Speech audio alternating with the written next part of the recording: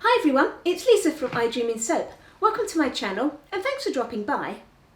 Now today's soap is my entry for the August 2020 Soap Challenge hosted by Amy Warden. Now for this month's challenge we had to make a soap that had layers on the bottom and then drop swirls on the top. And for the experience category we had to include an additional element.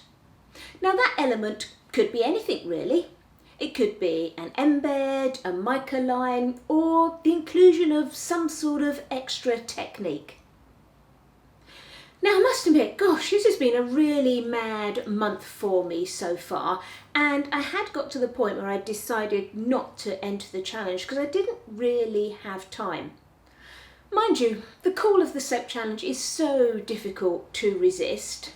So in the end, I decided, rather than launching into one of my massive sort of 2-day affairs that I can get wrapped up in for a soap challenge, that I would just try and stick to something a little bit more straightforward.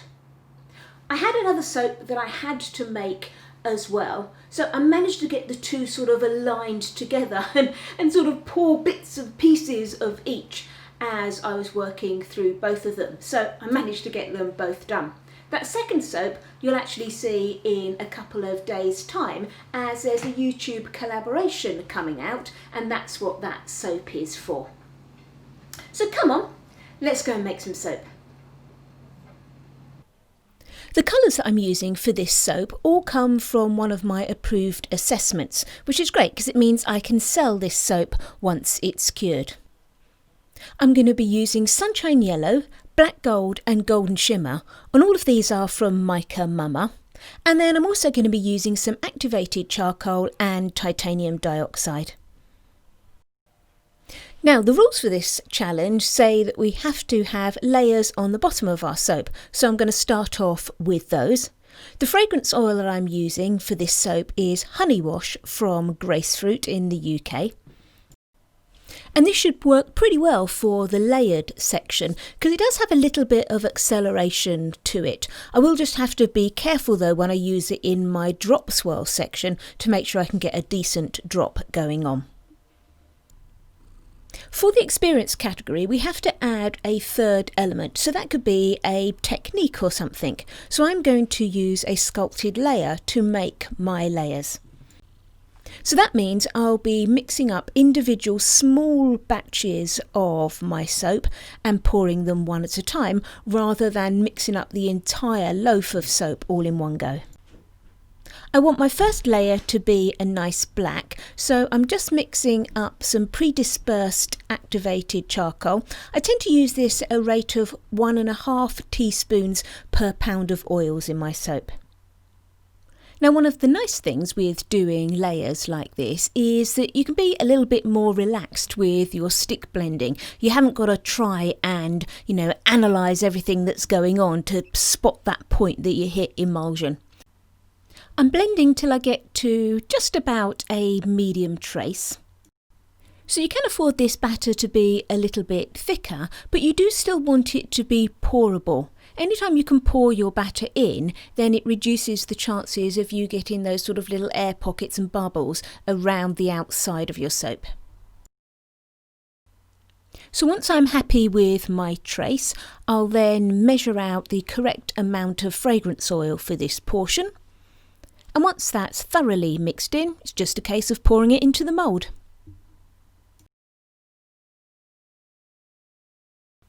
That batter is then left to set up just to the point where it will hold its shape, but you don't want it too stiff. I've got a little wiggly chevron scraper that I've made, and I've just attached a lolly stick across the top so I can keep it level as I go and scrape through the mould.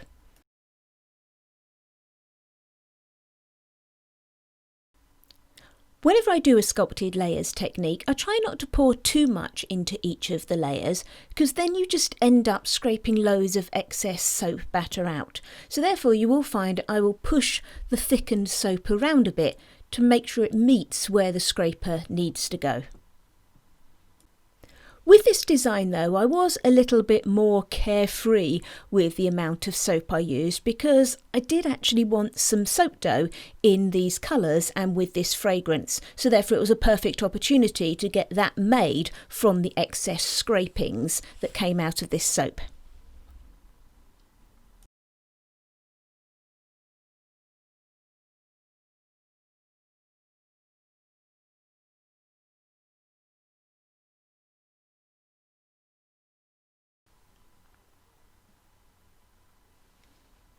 And once you've scraped the centre, don't forget to clean up the sides of your mould so that you don't have really messy bars on the side.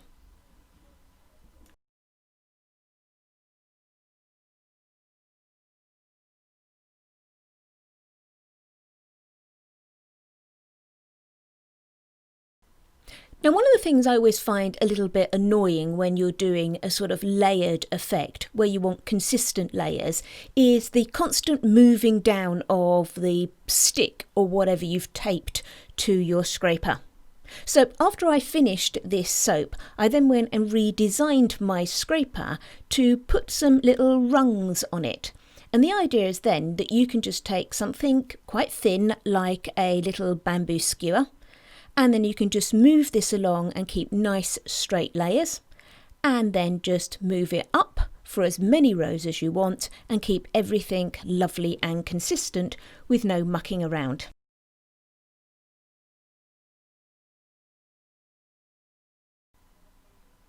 If you don't want to use the rungs, you can then just flip the scraper around the other way and just do it at any level that you want. And I'm putting these scrapers in the shop, so if you wanted to get hold of one that will be custom made to your mould, then you can just pop into the shop and get yourself one of those. I'm just going to repeat that technique then for another 3 layers. So I want a yellow layer, a sort of honey brown colour layer and a white layer. And as the technique is the same for all of the layers, I'm just going to put some music to this and speed it up a little bit so you can just watch it through.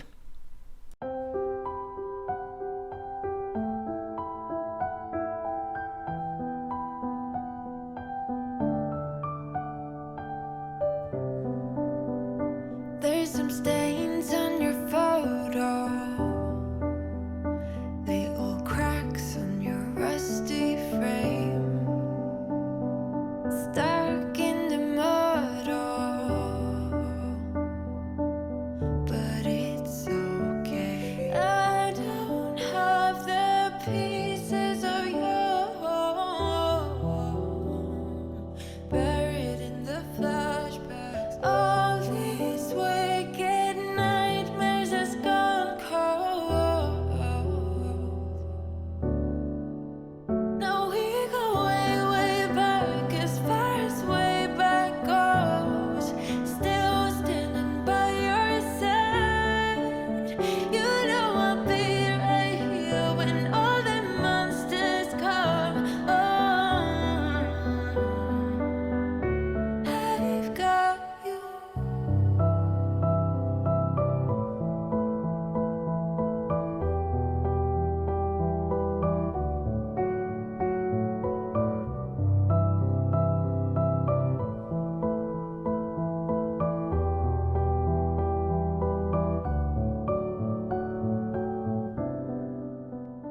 You grew old in suburban. Now somehow or other I managed to take a photo of scraping the white layer rather than a video. I don't know how. I must have been a klutz or something and knocked some sort of setting on the camera. But hopefully you've seen enough scraping anyway. So now we're on to the drop swirl element. So for the drop swirl we need to mix up all of the remaining soap batter at the same time. And this time, keeping an eye on how we're blending is important because we do need to keep our batter really nice and fluid for the drop swirl to work properly. So once again, I'm just going to bring everything up to emulsion before I split those colours out.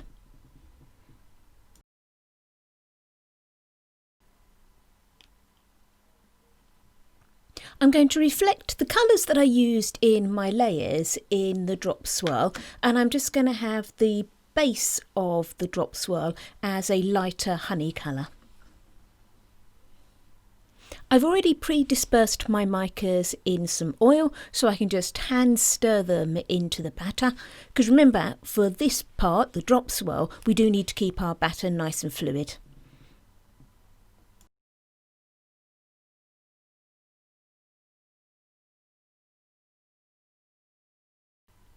And then just adding my fragrance oil, and as I said earlier, this fragrance oil does accelerate a little bit. So what I've done is I've put a little bit of extra fragrance oil in my layers at the bottom, and I'm putting slightly less in my drop swirl at the top to make sure I've got plenty of time to do my drop swirl. Now this is fine to do this. Overall, with my soap, I'm staying within the 3% that we're allowed to put into our soap. And even though I've put more of the fragrance oil in the bottom of the soap than the top, none of the areas of the soap comes anywhere near the IFRA limit for the concentration of fragrance oil that you'd have in a soap. So it should all be perfectly fine.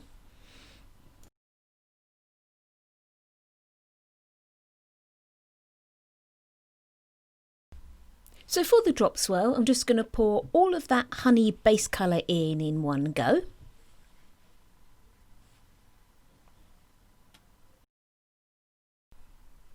And then I want to have some very small, delicate little drops going through in the top of the soap. So therefore these long funnelled jugs are ideal to get a nice thin stream of soap.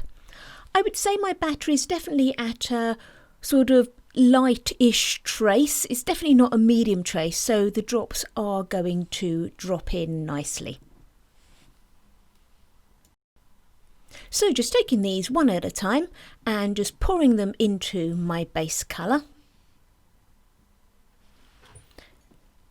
Now I'm deliberately going to try to keep these nice thin lines. Some of the drops I will pour separately, but some of them I will deliberately pour on top of the previous colour.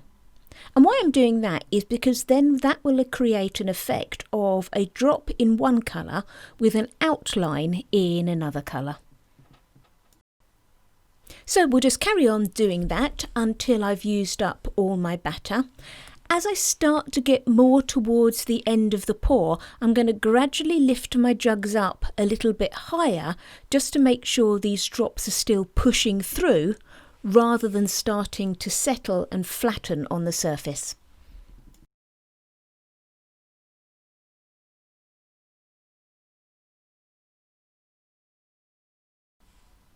And then I'll just scrape out the final bits from the jugs for the top of the soap.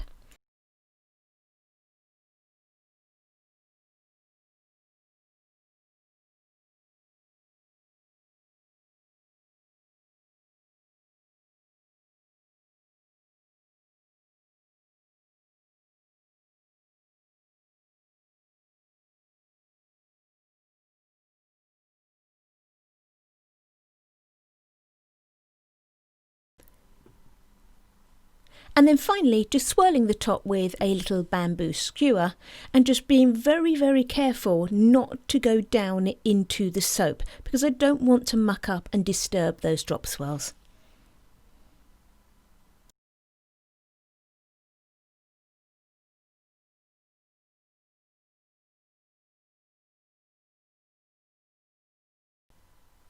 And then as normal, because I do quite a water discount on my soap, I'll force gel by C-popping it.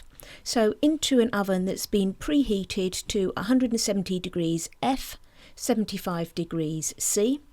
Turn the oven off as soon as the soap goes in and leave it there overnight. And then here's our soap the next day. So before I cut it, I'm just going to run a vegetable peeler down the long sides, and then that just bevels all those, what will be the short sides on the cut bars, all in one go.